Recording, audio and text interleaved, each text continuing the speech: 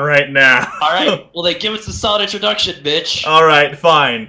Hi, everyone. My name's Mitch. I'm the Very good. host of the fucking Velvetcast. Hi, I'm Sora. I am a co-host. What am I? Is that the title we go with? Co-host, attendant, person, Yeah, no, just say friend, Personality.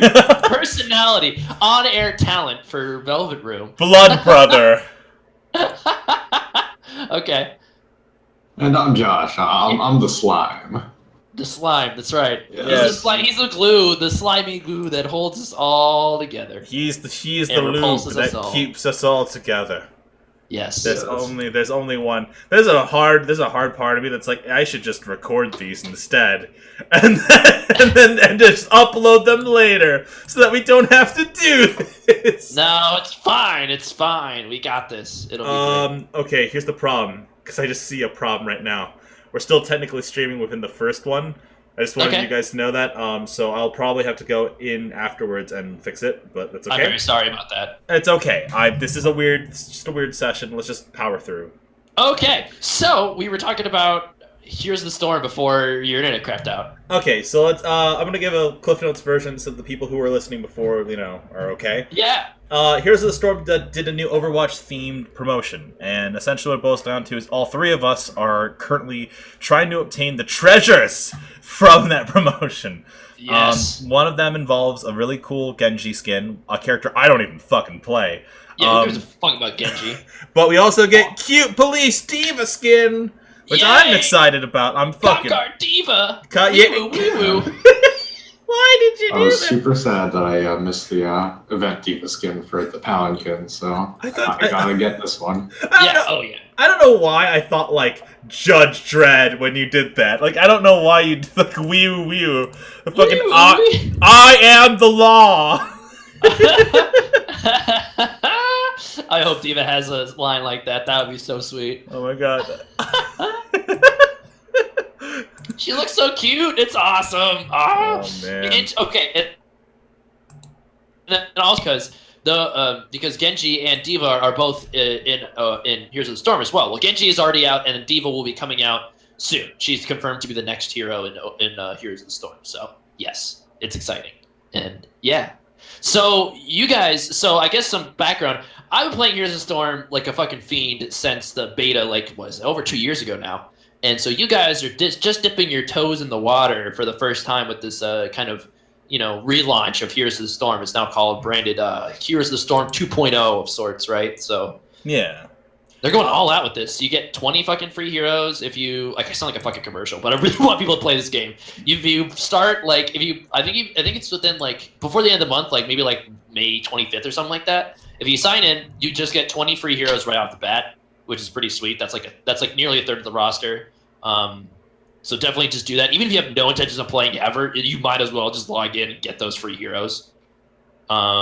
Yeah, I don't know. So you went with the Assassins bundle, right? There's multiple bundles. There's ones for tanks and healers, and so Mitch, you went with the Assassins bundle, right? Yeah, I was initially told that beginners should always try to play the assassin characters. So that's interesting. Okay, but yeah, no, honestly, whatever heroes look interesting to you, dude. Well, that's the thing. So then I went to specialists and I started having more fun. Right. I mean, assassins are always the popular characters. It's just like in Overwatch, you want to be the big guy who does the big damage and kills the big people, So, yeah. Assassins, man. Josh, which one did you go with? I actually went with the tank bundle.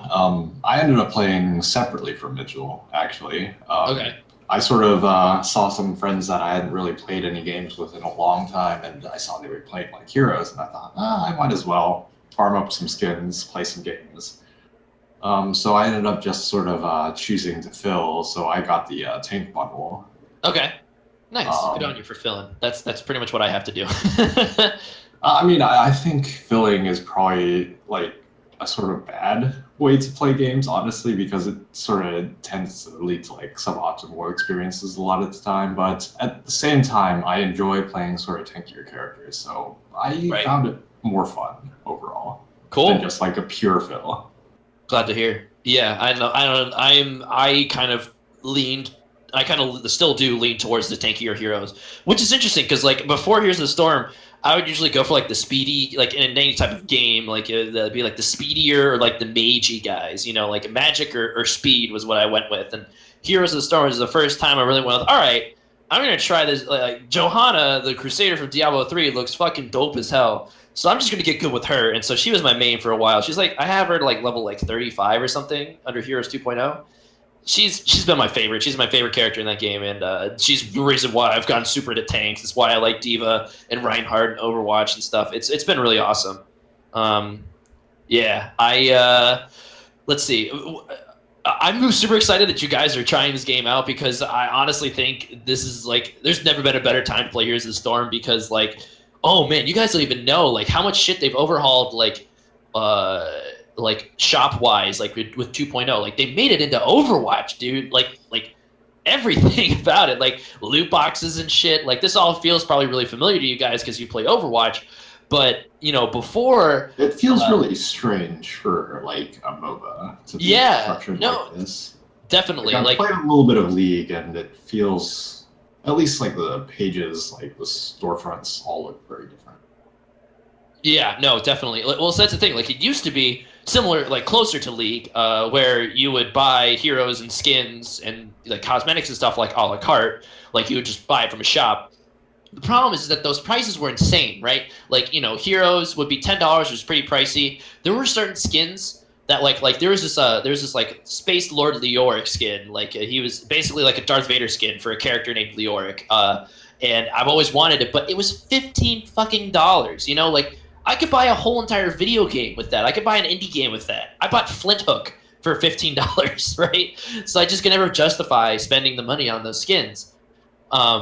But now, like with Heroes 2.0, you get all that stuff for free. You get that, well, not all of it. Like so, like you now just open that randomly in loot boxes. It's pretty lofty chance of you getting it in any single one, but it's still like you have access to those cosmetics in a free way now just by playing the game, which is so awesome. Because before, no one would buy any skins, like just because it was so prohibitively expensive. So like, like 9 times out of 10, you'd see people with just default, hero skin. And now, like since playing Heroes 2.0, they were super awesome in that, like if you played a lot so like for players like me who put in a lot of time into the game, they just gave me like, I got like something like 70 loot chests that I just could open up right in a row just for like, like they accrued my hero level and they're like, all right, you've earned this many loot chests, open them up.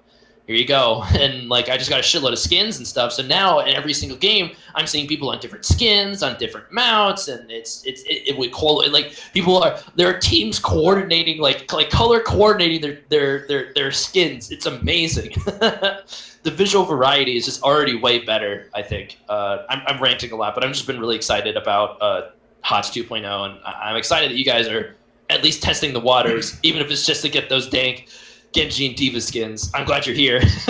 Well, here's the thing, and I hate saying it, but I might be here for a while. My only real problem with the game so far is the fact that like I'm 13 levels in, and like I've only played on one fucking stage, and I've only it's my one problem. And I looked online, and apparently it's like, well, Blizzard wants to make sure that you really understand the game before you. No, fuck that.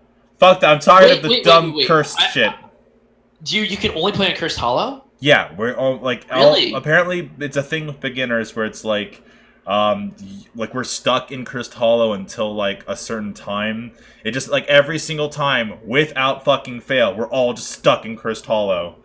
That's funny. I didn't know. Do you know what the level is that you have to get out of that tutorial, I guess, quote unquote? Nah, I just no. Yeah. And the Water Tiger just commented, and I was just about to say this. Like, it's funny because all the other MOBAs have exactly one map. Okay, like, but big MOBA that has multiple I assume a giant dick bag isn't always like, appease me, show me what you've got, and like we have to go get the dumb tribute thing, and he's just a big the announcer's guy's chapping your chops. He's just a dick, and it's like I'm having a wonderful fun time in this weird game that I'm getting used to, and it's like you see, Mitch, if you were fucking like watching this as like I don't know, an anime, you'd probably be eating this shit up. No, but there's You think no. he is the best guy ever. Yeah, but he says doesn't have a physical form. For all I know, he's just some fat guy on his goddamn computer, like, ooh, appease me. He's a Raven guy, I think. Yeah, I don't know. Yeah, He's a the Raven Lord. or something. But Yeah. ooh, give me a tribute, collect it or some shit. Ooh, and it's like, you jackass. You know what'll help remedy this? What? Is if you get an announcer pack. They just added announcers. Like Dota has this already. Does it change the asshole voice man? Yes, for most of it. So like what'll happen is that like you'll get if you get an announcer, they'll replace the announcer voices for like the generic stuff, like like your somebody on your team just like hero got like enemy hero slain or ally slain or like forest destroyed or like stuff like that. It won't replace like the map specific stuff, so like you'll still hear the douchebag Raven Lord being like a tribute is ready because that's the mechanic of the map. They didn't record lines for every single character for every single map because they're putting out more maps all the time. Yeah, I had no idea that they locked you in on Cursed Hollow. That's the thing. Like the game has changed a lot since I started playing. So I hope we can get out of there pretty soon because like the maps in this game are really fun. I like Cursed Hollow, but I can imagine it getting very, very stale. I think it makes sense that they put you there first because that's like the least. That objective is like the least crazy out of all of them. It's easy to understand. You just get 3 of them and you're good to go. Where some of them, like Hanamura, the new Overwatch map, is fucking bananas, dude. Oh, first of all, they put payloads on it, which makes no sense because Hanamura is not a payload map. It's an attack point map, right? Right. Yeah. But this is the first HOTS map with payloads, so you have to escort payloads to everywhere and stuff. And then like they just totally changed the way the mercenaries work and stuff like that. And it's a 2-laner map, and it's just it's fucking bizarre. I'm still getting used to it, but that's one of the best parts about Heroes to me is that the maps like they're not afraid to get really wacky with it. They're really change up the game. It makes it so that there's way more variety. And so I hope that you guys get to that point where you're getting more variety in your maps. I think that's frankly bizarre. That's I've queued up with like some friends who are in like the 60s and 70s levels. Okay. And like I've run into Hanamura in like the one Sky map or whatever it's called. Sky Temple? And yes, Sky Temple. Okay. And it's something where, granted, I'm probably queuing up against people who are like way above my level, so I'm sort of getting old. But at the same time, it's something where I feel like I don't have any idea what I'm doing half of the time. Right. It's like coming from like playing a little bit of League. It's something where League was a lot more, I guess, structured, where you knew exactly where you were personally versus like where you should be. Yeah, a little bit. Where it's like it's a really sort of, aside from like trying to get the objectives, it feels sort of freeform. Yeah, it's way more fluid, right? Because like with and this is and again like this is all a matter of taste, but like I super like that kind of fluidity of it, because like Heroes is really good about getting you into fights, like team fights, like really quickly. Like the reason I fell off of League and Dota very quickly is because you would have to play for like sometimes upwards of 20 minutes without fighting anybody. It was just farming. Like it was just, farming minions, and you have to do it a very specific way. And it's the same way every game. It was just a skill you had to build up. Like, at least with Heroes, like I felt like, all right, you're kind of trading blows for a little, like, like maybe 2 to 3 minutes. And then like immediately, like you're just starting to fight. Like you're already getting into scraps and stuff like that. It's just, I don't know. It just feels like I'm getting to the good shit, quote unquote, of a match faster. It's been. I should queue up with you guys. I don't know how it would go because I think I just hit hero level 504. So I don't know how well that's going to go as far as like matching up with people that are like stronger or whatever, but at least we'll be able to play some different maps, and like I can help out with like, all right, like this is how this stuff works. I also understand that this is a very daunting game to get. Like MOBAs in general are very daunting. Part of the reason why I wanted to start with why I got into Heroes so much was because at the time there was only 30 or so heroes, and so it was like I could handle that much information, new information coming at me. Like I was able to learn all of the heroes eventually, and then a new one would come out every 3 weeks, but that was more than enough time for me to get used to every single new edition. I can't imagine what it would be like to just jump into this game with 60 plus heroes, all of which have different, like some of which just have crazy mechanics and stuff. And yeah, I don't know. So like if you're that's why I'm like so fervent on like coaching or whatever, like being a source of information for you guys, like anything that'll help you out with the frustration and like the fucking like learning curve of this game. That's pretty much a learning wall. It feels like sometimes. Give me all your Sergeant Hammer advice. I am so entertained. So that's right. So you said that. So what heroes are you playing right now? What kind of heroes are you gravitating towards? Specialists. So like, okay. I just like the fact that they have like unique jobs, unique like stuff going on. So like, yeah. So like, I really am enjoying Sergeant Hammer, just because to get that cute little like stealth ability, hide somewhere at the very beginning of the match and just wait for people to come, and then just start shooting from behind as they're trying to run away from your heroes. It's like the greatest feeling in the world. Or like sitting at the tribute spot waiting for people to show up. Yeah. And then like a tracer will be like, "Hey, this looks safe." Nope. Then just, fuck you. it's fucking, yeah. It's good shit. That's awesome. And like, yeah, the specialists are definitely like the weird oddballs. You know, like have you seen have you guys run into an Abathur yet? I don't even know if you know what he looks like. He's like that weird slug guy who sits in your base. Oh, I don't know how common he is at lower levels, but I think I had a friend who played him, but I don't really remember what he did. Okay. He looks like he's like across he the looks map, like World of Warcraft slime, right? Like he has like multiple arms and stuff, and he's all bubbly and shit. Yeah. He's like a bug guy from StarCraft, and he doesn't even fight. Like he just sits in your base and like helps out. Like he either like pushes out a wave like by killing minions and stuff, or he'll put his hat on you. Like he'll like symbiote you, which is like is essentially like a little like tiny floating alien dude like on top of his head, and he'll shoot spikes at people. He helps out the battlefield indirectly, and it's really awesome. Like there's no other hero like him in any sort of MOBA.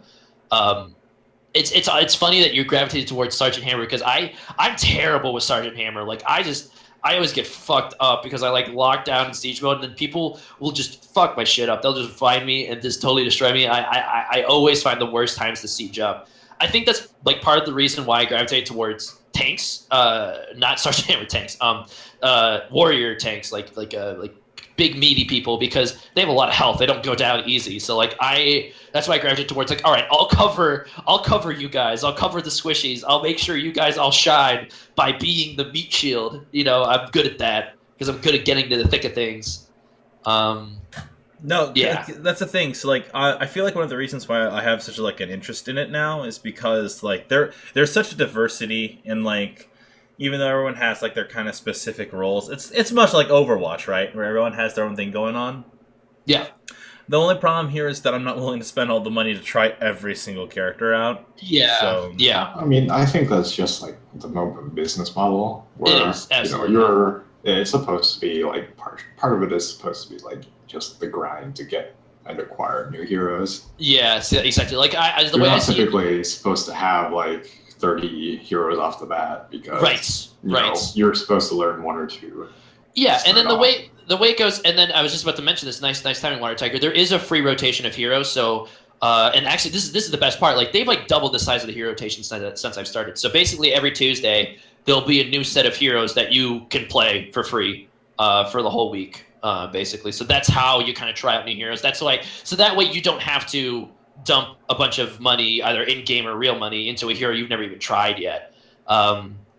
So, like, and that's how, like, the way I see it, you guys have 20 heroes now that you just own, that I would encourage you to kind of try to learn and see, like, find out of that group of people who you like and who you think is cool, and really learn their mechanics, because, like, they're, oh, man, like, getting, like, one of my favorite parts about a MOBA is just opening up a character and getting real into nitty gritty of like how they work, like how well, like what to do in a certain team composition, or what to do when facing against like a bunch of like stealth people or something like that, like what to do in specific situations, and like really become a huge asset to your team. Like that's kind of like the main draw for me and for heroes in general, just because I feel like I'm improving quickly. Like this is it's so awesome. Like just.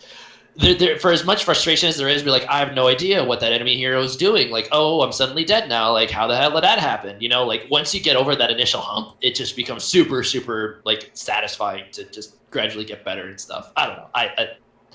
I'm obsessed with Heroes. I'm a fanboy for Heroes, and I will. I don't know. I'm very much an evangelist of it, I guess. Well, for what it's worth, Sora, I feel like the best way to describe I feel like everyone has like their own thing going for them, and in terms of the game, and like because I've played with a couple rounds with like a bunch of people who are either starting off or like where I'm at, where it's like they're like 15, 13, 17, like that type where they're finally starting to get the gist of things.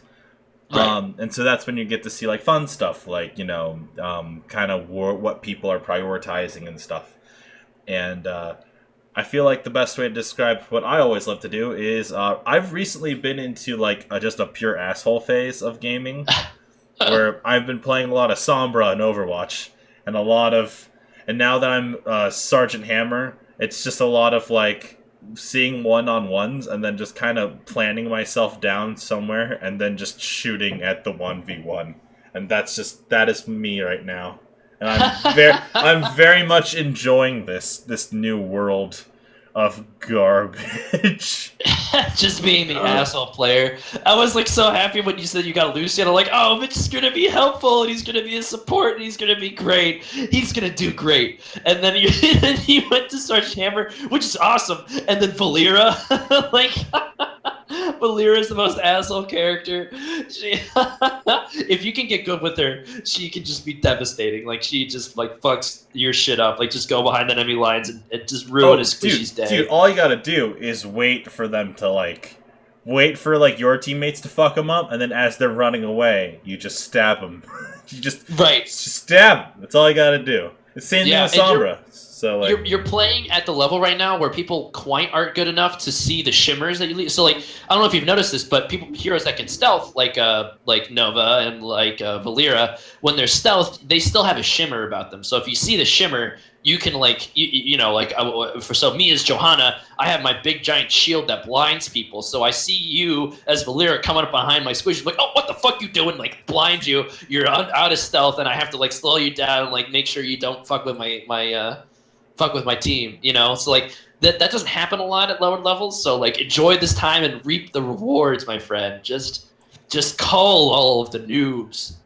Well, the thing is, I did spend money on Lucio. I will try to play him, but to be honest with you, I'm waiting to do like rounds with like you two, because I've tried to do support like without coordination, and it's not a thing I want to even. It's like playing Overwatch and having that type of coordination where it's like without like if you're playing Mercy and you don't have anyone else like going on and they just do their own fucking thing.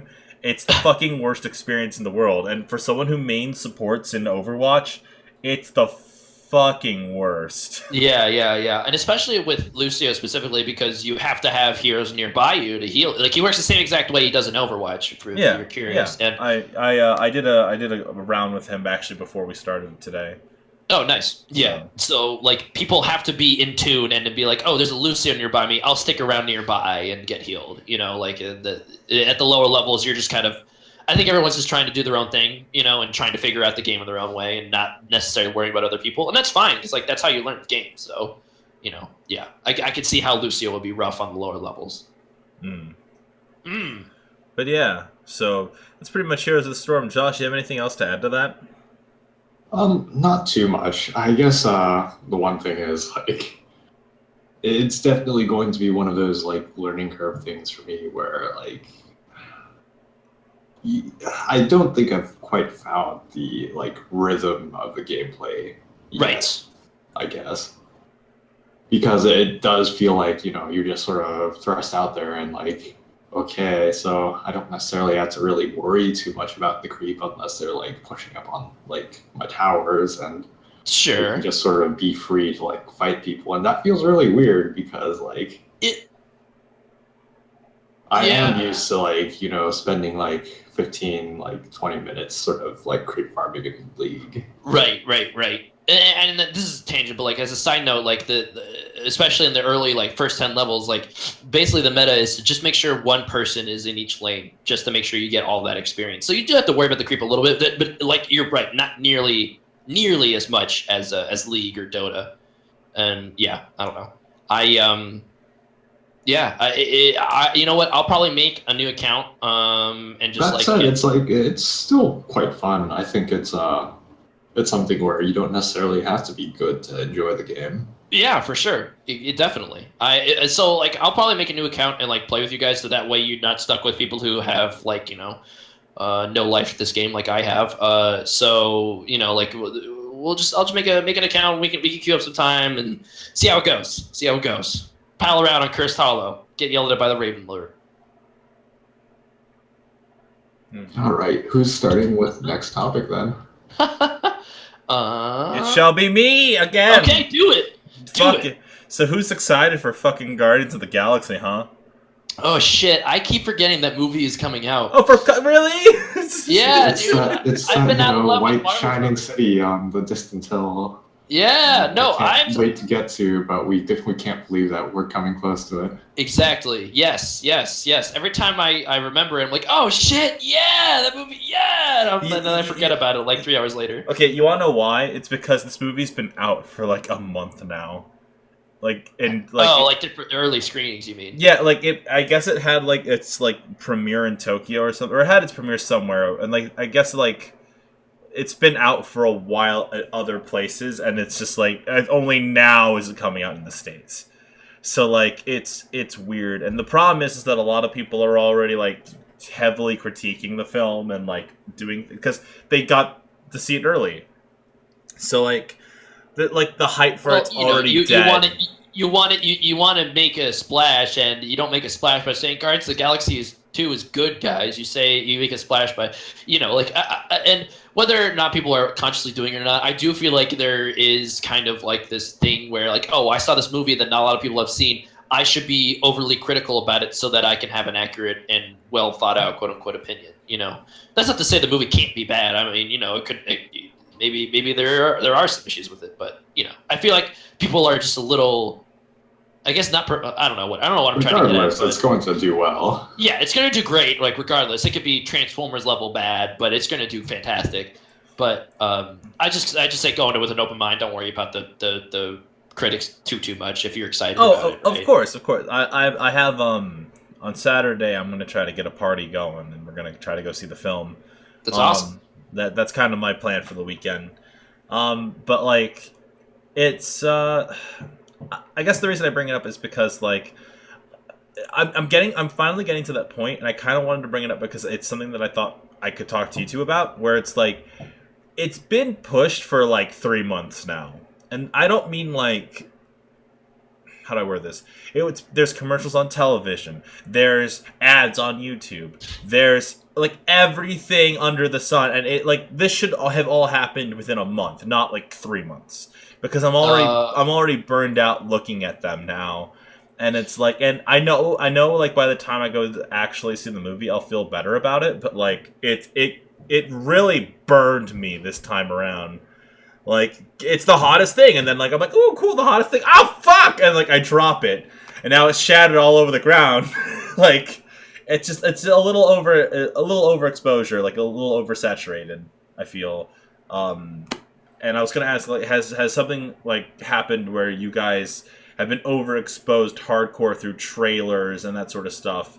That like it kind of soured your taste for the movie itself. I mean, I think it's been that part of the course for AAA gaming. Exactly, like it's just what's great a about really the long game, time. for sure. Yeah, definitely. Like, what was it? I mean, they've been drip feeding like Final Fantasy 15 to us. Yeah, Final Fantasy 15 is painful. When it eventually comes out, Kingdom Hearts 3, honestly, that's just because Square is terrible with their timelines. But I would say, it's not unusual for like a game to get like a release trailer like maybe a year or two out. Oh yeah, well, and honestly, get, I was getting worried about for Death Stranding, right? Like we've already seen 2 trailers from it, and it's like, and that game's not remotely close to done. Like I'm thinking 2020, I mean, I'm not really expecting anything out of Death Stranding. No, okay. I honestly think of it more closely to being like an Agnes philosophy sort of.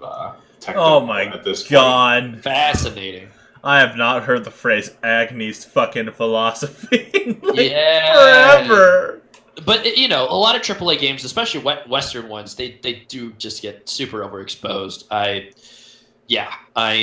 by the time, like, what was it? I think Halo 5 specifically was like, oh my god, guys, like just release the game already. I mean, part of that was because I didn't own an Xbox there's One. a Halo 5. Yeah, dude, that came out 2 years ago now. Yeah, it came out in 2015. Halo 6 is due out this year. Oh, for fuck's sake, really? Next year, probably. Next year, probably. It's every 3 years, I guess. So. Is Halo 10, is Halo 10 where he's like a blitzball player? And like, he has to like Of the Anakin Daves. and one of the teammates on his team is just oddly racist. Like, now I don't know about you, Master Chief. He can't stand, the Covenant. Right. He's just a little too racist against the Covenant. Man, just a little bit. I don't know, man. I don't know. I don't trust those Covenant, man. I don't trust them. But back to Guardians of the Galaxy. Yeah. I'm trying to think. Circling back, right? I'm trying to think of like a movie specifically that I was like, holy shit, guys! Like I've seen enough trailers of this already. Like, just let me fucking go see the movie. Star Wars is really good about not doing that. I feel like, Oh like, yeah. Oh, absolutely. We don't know. I didn't know too much about Episode 7 going in, right? Like, even though I watched all the trailers. I mean, I think it might just be partially it's just paying too much attention to like the media that's coming out for this. Yes. I honestly after watching the Spider-Man Homecoming trailer, I've definitely thought twice about watching trailers from now on. Like, if I already know I'm going to go see the movie, I'm definitely going to think twice before watching the trailer, because Spider-Man Homecoming trailer, it was good, but it also spoiled the whole fucking movie. Oh, no, Spider-Man Homecoming's the fucking worst at that. Yeah, I'm really excited about the movie. I love Spider-Man. That's my favorite comic book superhero. But, fuck, I really wish I hadn't seen that trailer, because, now I would have liked to have seen that stuff, as a surprise, So I guess, if you haven't seen the trailer yet and you were thinking about it for some reason, you've been warned. You go watch it at your own, at your own risk, I guess. But fuck, man, they need to stop spoiling plots in these trailers. I mean, at the end of the day, it's all about getting butts and seats. Well, yeah. Okay. Here's the thing, right? And when it comes to, I feel like I need to talk, because a little side note on this sort of subject, because it's important. We're about to enter the 10th anniversary of Iron Man here in a bit, right? Wow. The MCU has been going on for 10 years, dude. Yeah, no, that makes sense now that you say that out loud. There are a lot of movies. It's getting there. It's not quite there yet, but we're gonna get there. And so, Robert Downey Jr. can't be Iron Man forever, right? And so Chris Hemsworth can't be Thor forever.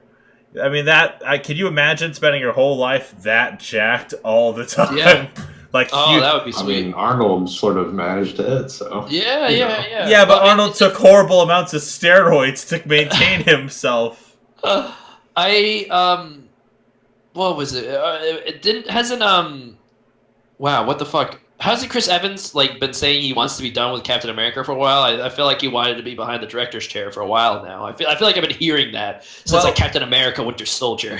Well, okay, so that's the thing, right? So Robert Downey Jr. didn't want to do it, I think after Iron Man 2. And, some of these actors have wanted out for, a little bit here. But what I feel like's happening is, so the reason I kind of am trying to play this up a little is because I guess there was an interview with, the director of, or a director or producer for Infinity Wars, right? It's that two-part kind of setup. And one of the things that was kind of mentioned was the fact that, Infinity Wars Part 1 is going to be, it's whatever. I can't tell you what the name of Infinity Wars Part 2 will be, though, because that gives away what happens at the end of Infinity Wars. And I'm okay, they're all going to die. Yep. That's that. I feel like we're getting to that point where, we're going to need the next generation of heroes, right? We're going to need Miles Morales, Jane Foster. We're going to need, some new people, and then you can still keep Chris Evans and the Guardians, because those guys seem like they're on their own doing their own thing. But I don't know, I feel like we're slowly but surely coming to an end of a certain not even phase 2, but whatever the fuck we're in right now. We're coming to the end of the current MCU as we know it.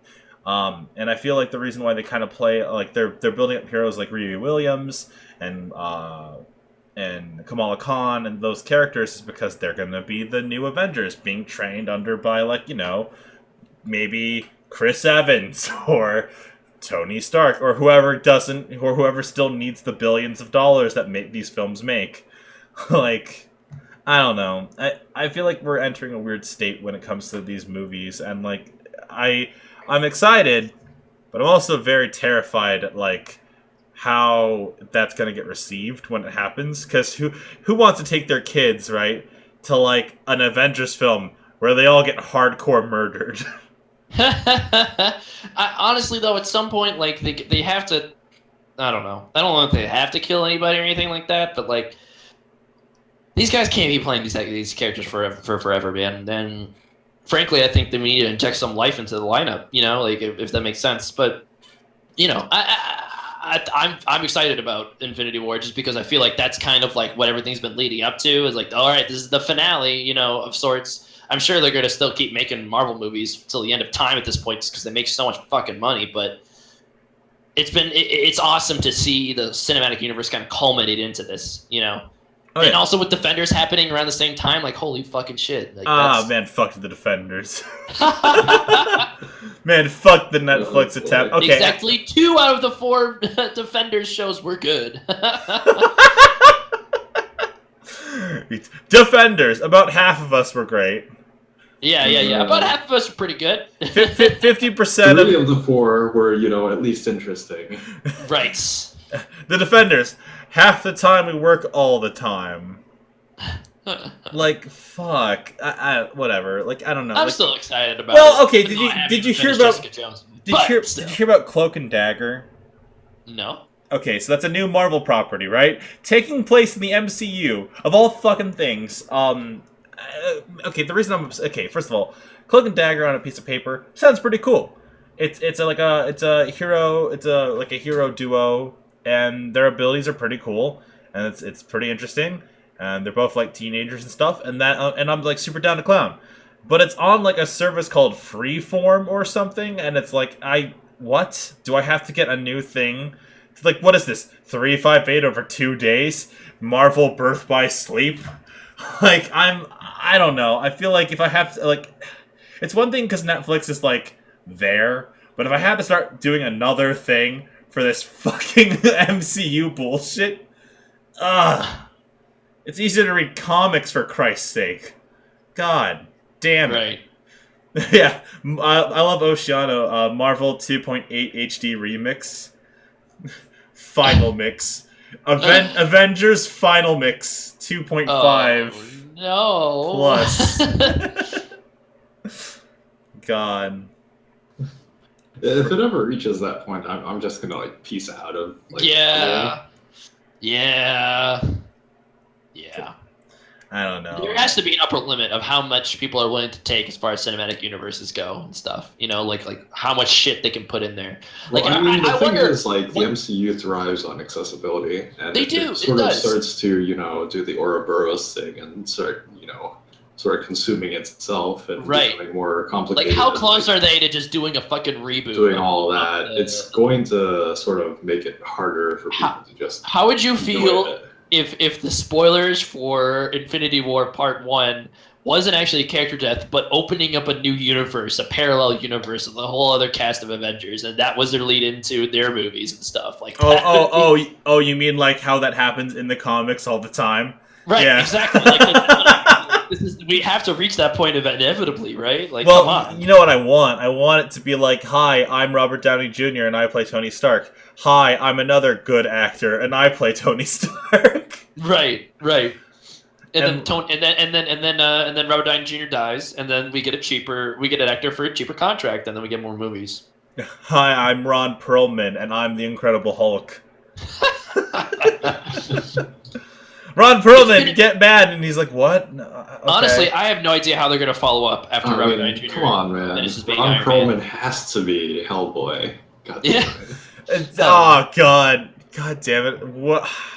You know, the funny thing is that I think Guillermo del Toro did like an AMA or responded to something on Twitter where they pretty much like ended all prospects of a Hellboy 3. Yeah, well, I mean, like he said something about like he was responding to a question about like whether or not he'd make Hellboy 3, and he said that he'd go asking around, and then he returned to the question and said, well, it seems I've asked some important parties involved, and it doesn't seem like Hellboy 3 is going to happen. Well, I feel like it's been too long. Like, the window's kind of closed, you know. But like, Yeah, but I mean, I think it's probably one of my favorite Marvel films. it's not Marvel. Oh wait, shit. Hellboy's. Who owns Hellboy? Fuck. I don't know. I feel like it was Lionsgate like, who made it, but I know I'm pretty sure is it Hellboy like isn't like. Dark Horse? No. It might be a Dark Horse comic. I mean, shit. My comic knowledge is Dark Horse Comics. yeah. What the fuck, Josh? Goddamn. Yeah, Josh. What kind of not comic book fan are you, person who claims that he's not into comic books? But yeah, it's totally my favorite. One of my favorite like comic book adaptations. It makes me because more like it. Well, I mean, of course, it's really well done. I'm worried because I want to go back a little bit to like Cloak and Dagger real quick, because the thing that concerned me with the whole thing is that when I saw that and I saw it was on another thing, and like I saw like, or it was on another service, and like I had this real ass moment of, okay, I think I'm done. And what I mean by that is like I don't want this to become like everything has to be a superhero now. And I know that we've kind of already gotten to that point, but like I don't know. I'm really hopeful with how, God, it's weird to say this. I'm really hopeful for Fox out of all the fucking things, because at least Logan hit it out of the park. That's what I'm banking on. Because it's like they at least know what to try to do, right? But then I don't think the key to making like saving superhero films is to make more films like Logan. No, of course not. But what I mean is that they're willing to to try new things. Because that's the problem I'm seeing with things like Iron Fist. Iron Fist is the perfect example of why honestly, if someone told me that Iron Fist was the last superhero property ever made, I would have been like, you know what, I can see that. Because Iron Fist is the most tired, dry piece of like media you could ever consume when it comes to superhero stuff, because it's the same thing that you see every single time. Here, let me describe Iron Fist to you in the most vague details possible, right? Iron Fist is the son of a millionaire whose parents are killed, and then he learns an ancient martial art, and then he goes and fights crime in his hometown. I just described like 3 heroes to you. Yep. Like, what are we talking about again? It's fucking Iron Fist. I think things. It's all in the specifics that like something like that stands out. Like Iron Fist is just a bad. The Netflix series at least is sort of I wanted implementation of it. I just wanted like goofy Iron Fist where he's like all yucking it up and like doing like cool ass kung fu, and like because he fights regular street goobers, right? And like they don't know martial arts, but he's like a fucking master at it, so he's like a cocky piece of shit like in the comics. I wanted that one. I want that Iron Fist. I want like someone to pull off the mask of Iron Fist and like an Asian bad guy, and he's like, "What? You're the Iron Fist? Oh god damn it! It's really a white guy." Like I want that. I want dumb, goofy garbage that is just self-aware because the problem with the Defenders is that every single one of those series is just like, okay, I get it. Daredevil is awesome in a lot of respects because it's dark, it's cool, and it's Marvel's Batman, right? And like you have Jessica Jones, which was also kind of dark in a different kind of way, and that was still kind of interesting. I don't like Jessica Jones personally, but like I can see where people come from.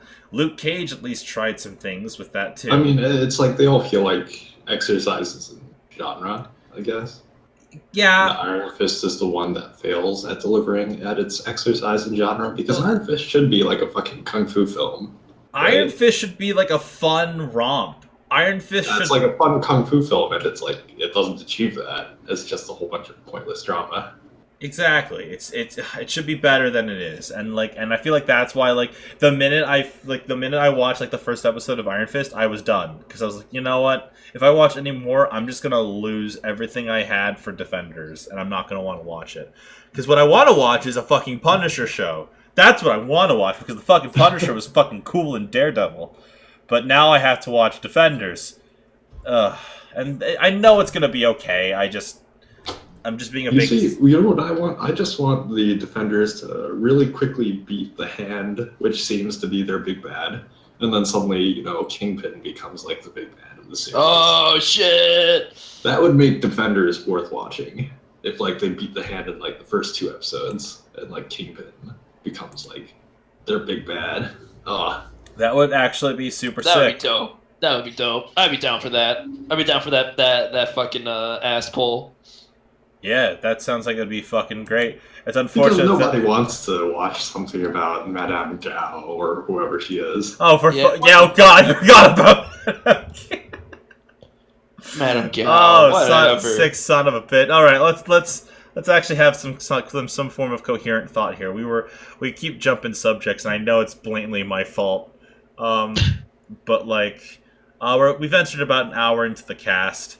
Oh wow. Okay. And because we had a technical difficulty problem earlier, I kind of just want to play things safe and try to wrap things up a little early this week. Okay. Because I'd hate to go like 2 hours and all of us be tired, and then like it's gone forever. Sure. All right. So then, who's taking the next topic then? All right, last topic. Oh shit. Last topic. What? Last topic. Yep. We've been going. I don't want to take the last topic then. I don't fucking know. Like, I just... All the other pieces of pizza that you thought were there are gone now. Right, exactly. I'm going to take the last one. I just have some bullshit You to talk started about. 2 topics in. Wow. It's taking us back. It's like, Oh. whoa.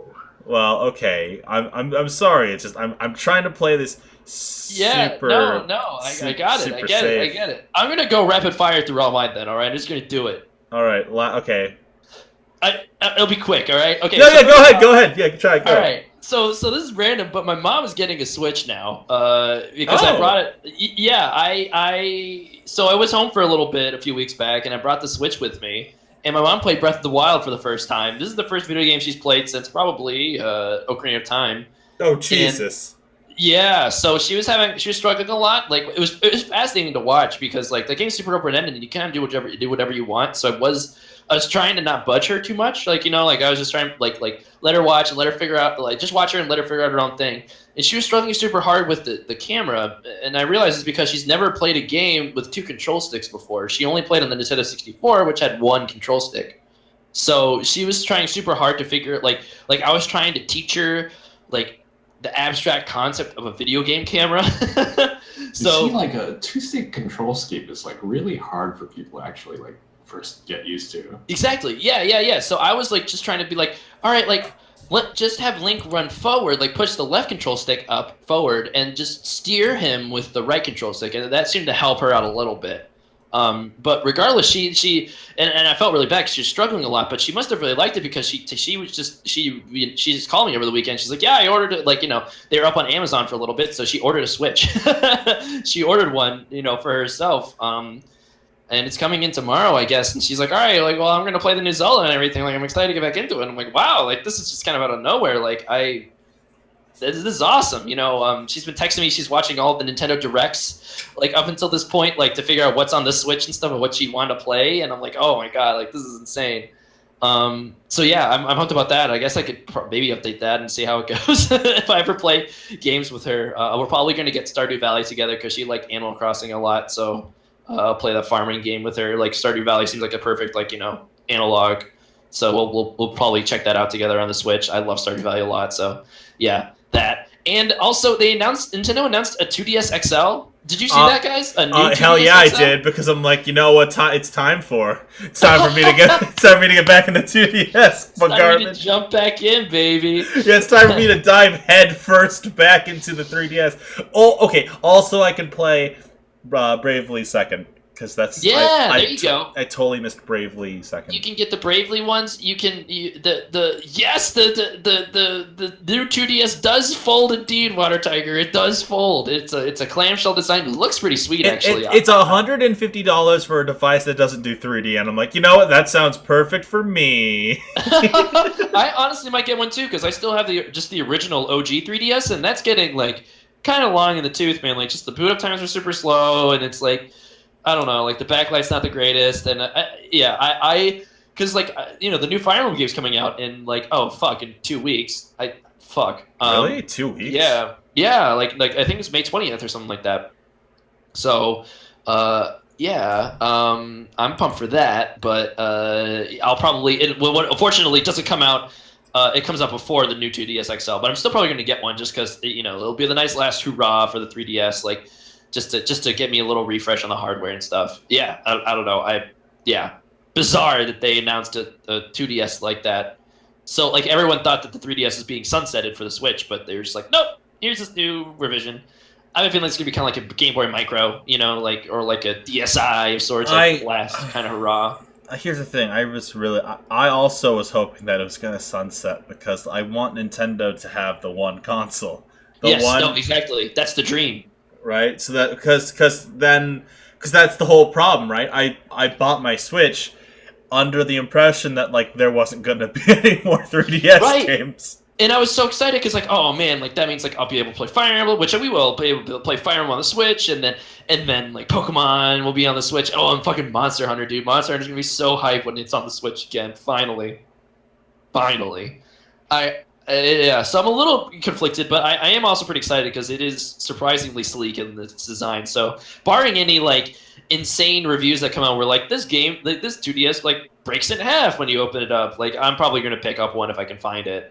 So that's that, and and I've been playing Bayonetta on my streams. That's been pretty fun. The PC port is great for Bayonetta. It's a perfect excuse to jump into that game. They teased Vanquish, which I'm super excited about. They've been doing a Vanquish PC port, and I'm definitely planning on streaming that because I'm going into that blind. Have either of you two played Vanquish before? First time I'm ever hearing it, actually. Oh wow! Okay. What's that? Can't say I have. Okay. So it came out. This is like I think this is one of Platinum's first like games as Platinum Studios. No, that's not true. Whatever. One of the earlier ones. Before Bayonetta, it was a third-person shooter, and I had no idea it was by Platinum. I didn't know who Platinum Games was at the time, so it just kind of looked like this weird game that didn't really look like for me. But it's crazy third-person shooter, but with Platinum-style action, and that like you can like sprint and then like slow down time by like grinding on your knees and like shooting around everywhere and stuff. It's all about getting the best combo and stuff. It looks fucking insane. And people have been wanting a PC port of it for a while now, so I'm excited for it. I'm probably gonna buy that and stream that for sure, just because it's been a lot of fun. And yeah, just shout out to people who've been checking out the stream for Bayonetta. I am enjoying myself. I got the new. I've been trying to get all the weapons and stuff. Going back for LP pieces that I missed. That game's still classic. Still holds up. All right, those are my subjects. That's it. Boosh. You know what? You want to talk to me about Bayonetta? You want to chat a little bit, or no? No. I was gonna ask about because like there's so much you covered so much in such a short period of time. Like that's how weeks should be. In my ideal world, that's how the weeks should be. Well, if we come across something in our weeks that we want to talk about and we interject and we have a conversation and it's fun, like we did for Marvel. Oh man, like fuck. Anyways, okay, so real quick, Josh, any subjects that you want to get out this week, real quick?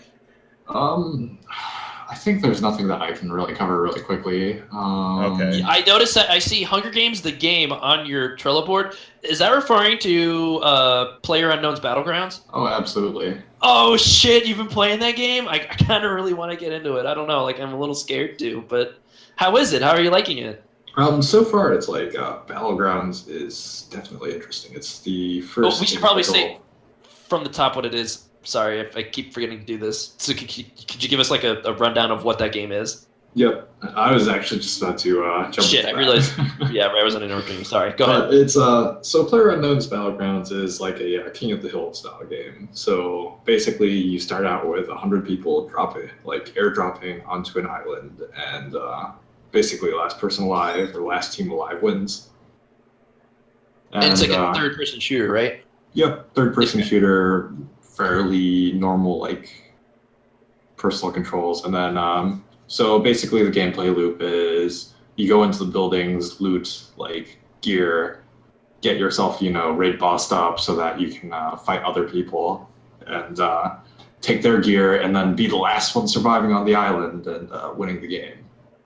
And basically, to drive people forward to actually kill each other, the island basically has like a sort of electromagnetic like force field that like does damage to you if you're outside of it.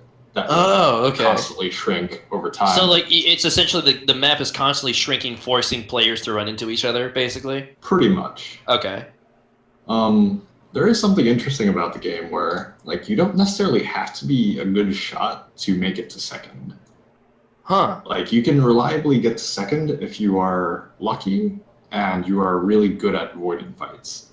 It is pretty much impossible to get to first though, unless you're able to pretty much outshoot and like, you know, outfight the other guys.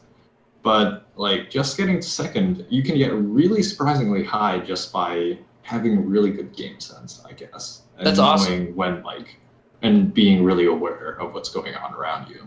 Yeah, I don't have this game yet, and I'm really interested in trying it out because I've been watching actually a lot of streams of it, and it seems super tense, like in the best ways, you know, like where like I like, you know, you actually like get into like the way like I feel like this game is what Ubisoft's wish that their games were, you know, like you see like the trailer for The Division and stuff like that, where you have like people like they have like the fake gamers like talking like tactically to each other. It's all very ham-fisted and forced, like, all right, like go ahead and infiltrate the house, like I got your 6, I'm behind you, like, oh guys, sweet, there's loot in here, who wants this gun, you know, like no one ever actually talks like that when they're playing Ubisoft games because they're simple as shit. It actually does end up happening sort of close to that, like, right? Exactly. That's a whole bunch of chatter going on, but right. Like, typically, you know, you see somebody and you'll call out the like cardinal direction that they're at, and like like you get a compass at on your HUD, right?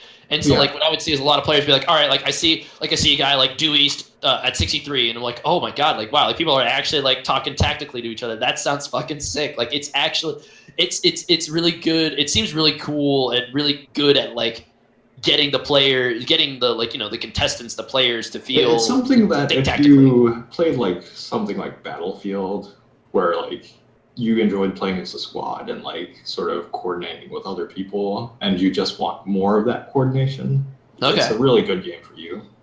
Yeah, honestly, and I don't know, this is not me saying anything either way, but it seems like a really good game to stream, you know what I mean? Like, because the streams, at least that I watch, are super engaging. Just because, like, you're so tense, like you're just on the face of it, it's kind of it's kind of boring sometimes because like you're like 80% of the time you're just rummaging, like running around, rummaging through houses, picking up gear, and then sitting in front of a door for like 3 super tense minutes because you heard footsteps and gunshots in the horizon. Because once you die, like that's it, you're done. You leave the game and it's over, right? Much. So all that you can do is like watch the other players on your squad, and that's it. Your like small 4-person team. Okay. So it's basically you've got like solo queue, duo queue, and then group queues, which you can group up with like a team of 4. Okay. At most. Got it. And then, you know, there are sometimes people who just like try to like queue up with like 2 teams of 4 to like get into the same like game. And, that's a little cheesy. But it doesn't happen too often. Okay. Usually, if you travel around with a group like that, you're asking to get into a fight. That's true. Yeah, 8 people gets dicey really quickly. So yeah, I haven't really played any other like games of this genre, but apparently, like it is the best implemented of all the games of the genre. And it's still in early access, right? Yeah, I used to have a lot of like sort of memory leak issues with the game, but it's gotten a little bit better over like the past few builds, and I'm really looking forward to like this game, like sort of evolving and like improving as time goes on. Cool. If you do ever play the game, though, definitely turn your foliage to low. Really? Okay, is that a resource hog then? It's not so much the resource hog thing, it's just you want to be able to see people. Oh, okay. And there's no reason to put yourself at a disadvantage. Yeah. Having like a beefier PC. Nice. All right. But yeah, that's the topic that I was going to bring to the table. Cool. I'm really interested in checking it out, so I'll keep you posted if I ended up pulling the trigger on it or not. Stream it. Yeah, that's all you have to do. Yeah. Real quick, I got my roommate watching JJBA. I mentioned that last week. We're currently on fucking battle tendency. So all that sweet Joseph Joestar nonsense is happening. Tommy gun, baby. They almost gave up at the Tommy gun, and they almost gave up at the fucking shotgun or the shot glasses. The fucking shot glasses got me too because I forgot about them.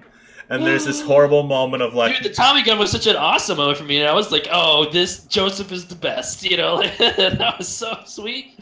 But okay, sorry, go ahead. oh man, it's way out there, guys. It's way out Break there. a man's fingers with a Coke bottle. Oh my god, no! For some reason, that was okay. It was everything, That was fine. Everything else.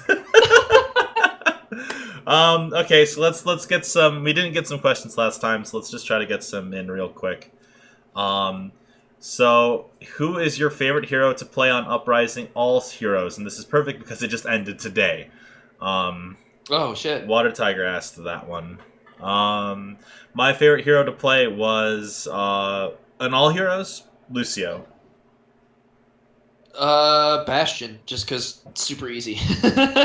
So probably, I'll probably say Mercy because I'm sick of wiping for no reason because Nice. somebody rushes in. Oh my If god. Mercy's not available, I'll just play Reinhardt because I feel like being lazy and like doing a whole bunch of complete damage. Oh man.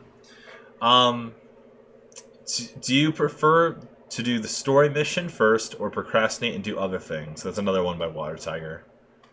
I will procrastinate and do other things all the time in open world games. In fact, that's the reason why I had such a hard time getting through 15. I'm still not done with 15.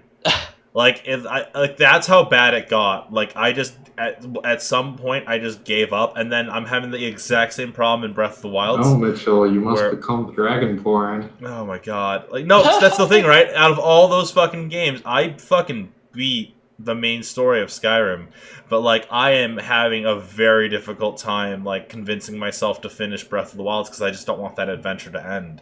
Yeah, no, I felt the exact same way, and ironically, I'm pretty opposite in that I will, with open world games and stuff, I will generally mainline the story missions until either one of two things happens. One, I get too under leveled for the current story mission, and I feel like games that are like good open world, I like it when open world games do that because it's like, all right, cool, I can focus on the side stuff now. I can come back to this later. But I feel like most open worlds, I don't have a problem with that.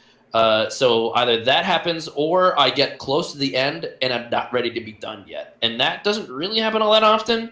But it happened for Zelda a lot. Like I finished all 4 Divine Beasts and then like half of my playtime was just dicking around finding more shrines and stuff like that. Even though I did not need those shrines, like it was awesome to like look for them and stuff.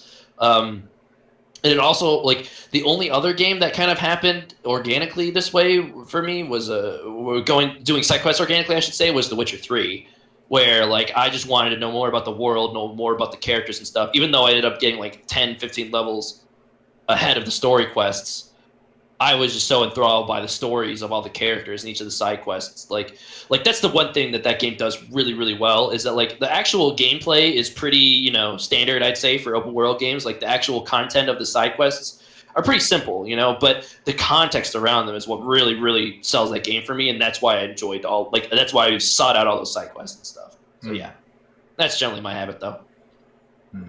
What about you? I have to say it's like, I don't bother playing open world games unless I can like futz about a long time in them. So I would say side quest, like story mission, like procrastination is a real thing. Like I'll probably do it at like a ratio of like 4 or 5 like side quests and like 5 hours of like non like pretty much trivial gameplay to each like actual main story mission. Like I think first few weeks that MGS5 was out, I would just like mess around with the cards and like see what they would do and how they'd react. Same with like games like Mercenaries, Playground of Destruction. It's really fun seeing how like AI reacts to how the player sort of like messes around with like systems like that. To me, like open world sandbox, I take sandbox really seriously on those. All right. I will say this much. It. I guess when it comes to open world games, that's how I feel. But then like I was thinking about Persona, and I'm like, in Persona, I will I will purposely get rid of all the story stuff so that I have enough time to do like the social like I'm trying to like in the stream right now we're trying to get like the dungeon S done as like ASAP so that we can do like the social link stuff. And that's what I ended up doing in my playthroughs too, and that like pretty much like unless there's like some sort of unique event like where somebody wants to hang out or like there's some sort of event going on or something like that, and if I have a palace to do, I'll do it pretty much. Yeah, and like, but then it runs into this weird situation. Well, I don't want to get into it, but like the way that the like, you'll notice for every single palace, they'll have to come up with some sort of contrived reason why the story halts until the deadline. You know what I mean? Like, if that makes sense. Like, I'm trying to be as vague as possible about it. Oh, but sometimes yeah, it feels pretty forced. Well, I mean, it happened in P4 too, right? Like, I mean, like P4, like you would do somebody's dungeon, and then they'd be like, "Oh, they have to rest for like 3 weeks." Well, you know what I mean? Well, I mean, I feel like okay, in P4 it was like, "Oh, the fog's coming," but like, you're right. They well, a lot of the time in P4 it was like, "Oh, this person's traumatized," or they weren't eating because like they were in the midnight hour for like a week or 2. 3 weeks, yeah, exactly. Before that, and then like in Persona 3, it was always like the faces of the moon kind of stuff, and like especially at the beginning of the game, it's like, hey, the big shadow man came like at the end of like or at the fullest of moons. Maybe we should start paying attention to that. Right. That's why I feel like P3 had the best kind of story device, and that like Tartarus was basically an excuse to train up for the big bad that you knew that was coming. Like the boss was timed, you know. It wasn't the deadline. The deadline was the boss fight rather than the deadline was to beat the boss, like in P4 and 5. So it feels kind of contrived a little bit. That's like a total nitpick, you know, like that's fine.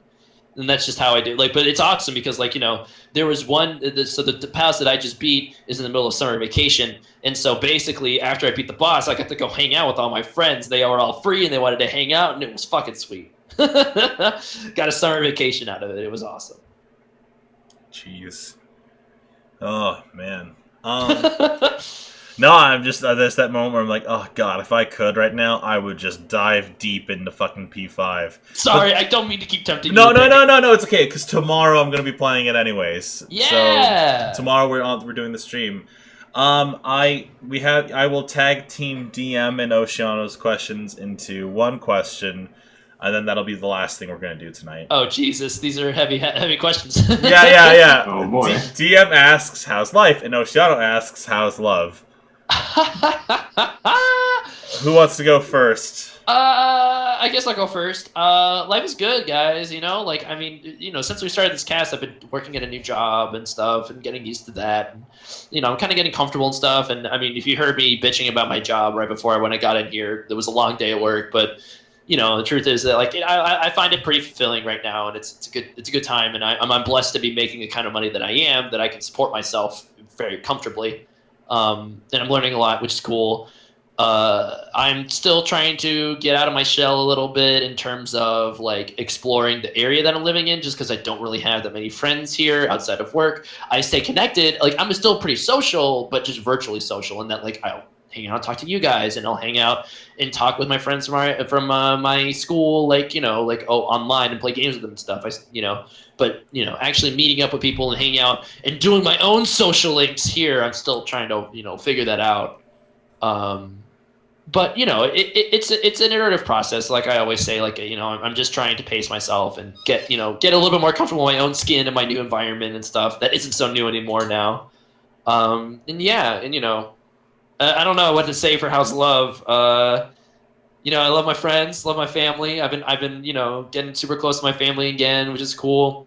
It's exciting to see them all the time. Like, not all the time, but like the fact that I don't see them as much anymore kind of like makes the times that I do see them like way more like special. You know, I really do appreciate the times that I can spend with my loved ones and stuff. And yeah, like, I don't know, like, yeah.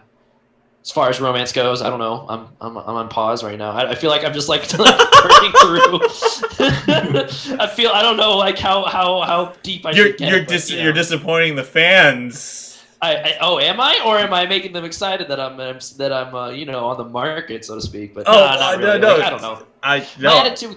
What's that? All I was gonna say was like, yeah, you know what? In retrospect, maybe I should have held off on Oceana's question. It's no big deal because, like, honestly, like from my point of view, is that I've just been very lackadaisical about it because I'm just trying to get to the point where I love myself. You know what I mean? Like, just be comfortable in my own skin and not worry about what other people think of me. And, whatever. Like the relationship stuff. Like, oh, we'll figure it out. I'm still young enough. Yeah, I'll figure it out. It's all good. Yeah. Yeah. Hey, Josh, why don't you go next? You don't have to be as comprehensive as mine was. Like, just whatever. I don't know what it is. I mean, to keep it short, because I doubt that very many people are actually interested in hearing details. Oh. I'll borrow from the Big Lebowski and say, I abide. Nice. As in, I just, I'm living in this unperturbable state of being, I guess. And not much different is happening right now than it has been for a little bit, but, it seems like big mix-ups might be on, the not-too-distant future, so I'm just, trying to, keep myself prepared for those things. I may or may not be moving out of country. I'm not entirely sure yet. Shit, man. But, I will keep you guys posted on that. Yes. Yeah, dude, totally. Man, fuck. Yeah, whatever happens, dude. Stuff is pretty much the same as it's always been. So most it's always been. Take that for what you will. Velvet Room Bachelor here. Yeah. Yeah. Who's the Damn. But yeah. Otherwise, stuff's going pretty peachy. Huh. Man, I can't remember. Wow, the Velvet Room is way more of a sausage fest than I remember it being. I know it's taken a pretty drastic turn. Yeah, it's from where we were 2 years ago. Well, I've said it 5,000 times already, but I moved recently, and that's one of the reasons why everything's kind of jumbled and everything's kind of weird because we're experimenting with new setups and new things and new internet stuff. So a lot of my days are filled with I go to my actual job, then I come home and work on this, and then I sleep for an hour or two, and then I wake up. Yeah, dude, you're going through a lot of stuff right now, but a lot of stuff in a good way. I feel like, dude. I'm excited for you, and yeah, I think it's awesome.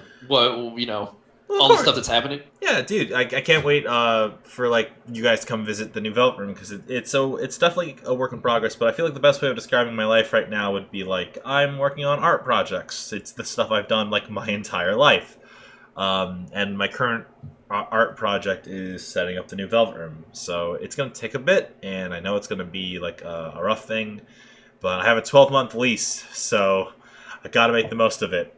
So yeah, dude. Yeah, you're in it for the somewhat long haul, but it's yeah. I'm interested to see what you do with your new place and stuff because it is definitely you'll get I said this already. You'll get as much as you put into it, and I think it'll make it work for you.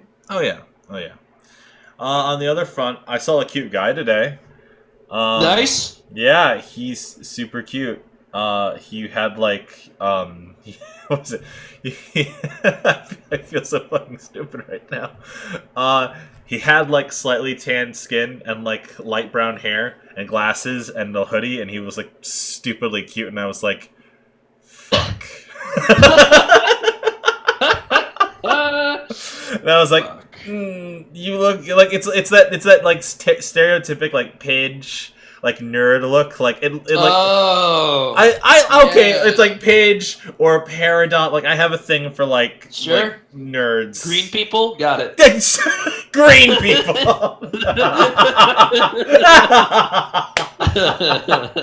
Well, fuck. I figured out what you're putting down, though. Oh my god. Yeah. Well, we found another Mitchell's fetishes. But it's a guy. Doesn't even count. Yes, it does. Who the fuck am I kidding? It totally counts. Oh my god. Fuck my life. Anyways. That's... Life's life. It's exactly what you thought it was. It's exactly where it's gonna be. Fuck this.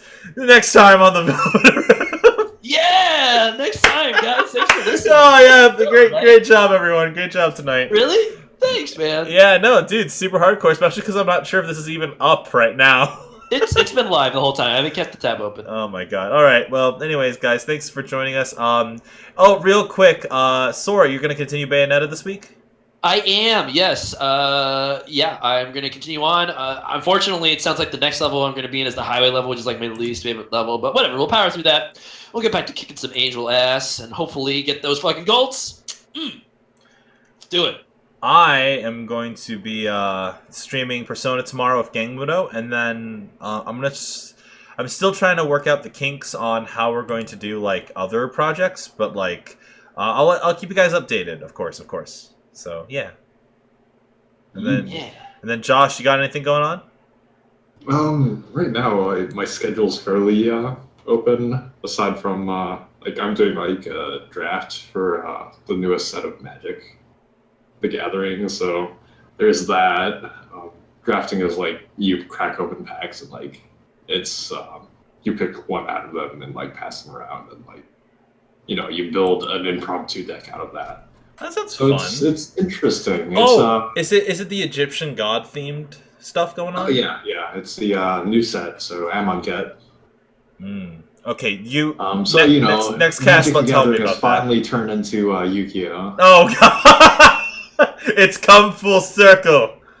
Oh what are you talking god, about? Magic's been around longer than Yu-Gi-Oh. No, I mean, like I might have to start playing. Yeah, but it has been that around longer now. than Hearthstone, though. Oh fuck! You know what? Okay, let's start ending things up. Thanks, guys. Thanks everyone for watching the show. If you like this, and you haven't already subscribed, go ahead and do that. If you guys have. Come hang out on our Discord, man. That's where the party's happening. The party's happening? What do you mean the party's happening? I don't know. Like that's where community's active. Wait. I check it while I almost broadcasting. forgot. So I rented out a Minecraft server recently. Oh, right. Yeah. So like if you want it on, totally just like I sent this like the goobs to. If you want on, just like PM me on like Discord or like. I guess you can find me through YouTube technically, but that's probably a sort of difficult thing. But totally good reasons, like get onto the Velvet Room Discord, guys. Just PM me your like username so I can whitelist you for my server, and you can like jump on. Just general like community guidelines are just don't grief people and be an asshole. Yeah, that's gonna be hard to do. That's some life advice to live by, Josh. I know, man. It's like I just can't avoid like punching people off of cliff sides and like, seeing them die and like lose all their items, and then dropping like a lava bucket after them to like make sure their items are gone. I mean, but just be a pleasant person, and if you want in, just like send me a message. Yeah, that sounds great. So next time, obviously, we'll be talking about more dumb stuff. Hopefully, we'll be talking about Guardians of the fucking Galaxy. I'm so ready for that. Anyways, guys, later, skaters. Catch you guys next time on the Velvet Room. Bye. Woo.